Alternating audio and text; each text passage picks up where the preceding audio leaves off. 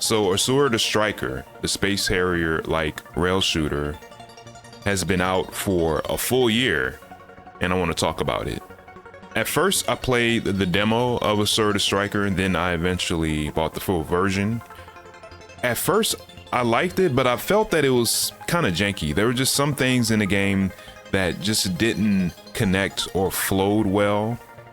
And there was like visibility issues, and there were some things that just felt too ambiguous, and it decreased the fun factor for me.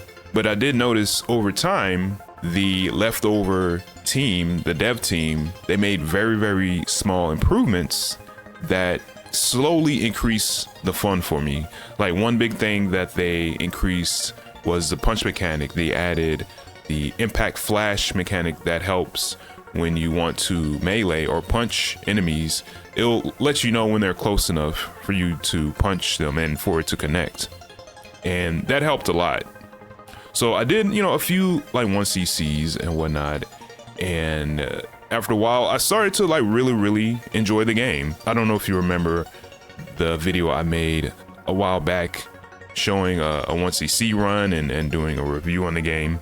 There were just so many things that I still felt that the game needed. And now that it has released 1 year, it has a very substantial anniversary update. And we should go into it and explore what's in this update and if it has improved the game very much.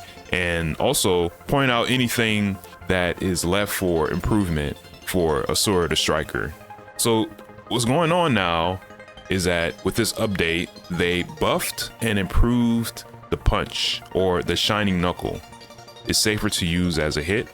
And I remember getting hit a lot after punching enemies. And now also the punch can cancel out bullets. The only thing with that is that sometimes I'm not sure if it's actually canceling them out. It just disappears.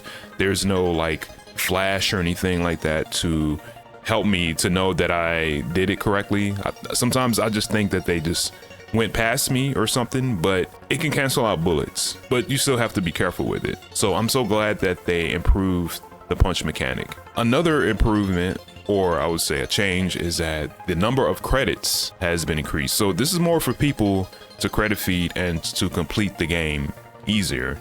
They added a render resolution option. So basically what it does, it downscales or upscales the visuals. I remember once I tried the lowest amount and it looked like a Game Boy Advance game. And the highest amount for me, it causes a lot of FPS frames per second drops. So I like to use 720 resolution, and it's very useful if you have performance issues with the game. So I would say test it out and see which one works better for you and looks good to you at the same time. Another feature that they added is analog controls, and that should have been day one. I think that turned off a lot of people because there's people that play with analog controls and they have those like analog joysticks. So I'm glad that they finally added in, but that's something that should have been there from the jump. They also added now a FPS frames per second counter, and it's on the lower right part of the screen, and it's pretty accurate. And you can also turn it off and on if you like. There's also a tips prompts box that you can turn off and on. I thought it was actually pretty useful, especially when you're using some of the new gear that I'm going to get into. One of the biggest changes and additions with Asura the Striker is the new costumes, the new model, and the EX gear add-ons. One of them is a transparent costume, and I remember I requested this in the Steam forum, so I'm glad that they put it in now. On some stages, it doesn't really help that much, but on other stages where it's a little more brighter, you can see clean through the costume now and see what's in front of you, which is pretty good. The new suit Nanuta replaces the punch with a very powerful laser that is actually risky to use, and it's not for scoring. Let's get into the EX gears. The first one is a bike called the Moto Slasher. It has a very wide 7 horizontal shot. and it's very, very powerful. The melee attack is just this spinning attack that's pretty powerful. The Moto Slasher is very, very big. Honestly, I kind of wish it was a little smaller. The next EX gear is called Buster Shell. It's a very, very large suit that Asura fits in, and it has a dual shot that's pretty powerful. And there is bombs that replaces the Shining Knuckle melee attack, which has a very, very high area of effect. Whenever you clear a wave, you get an extra bomb, and 9 bombs is the max. Also, the bombs eat bullets, and it's just super, super powerful overall. And the bombs replenish at the start of every stage. Overall, this suit is very fun to play with. It has the same issues as the Moto Slasher. It has a very, very large size, so it's hard to see what's in front of you. And I do believe, again, it's a very overpowered ship.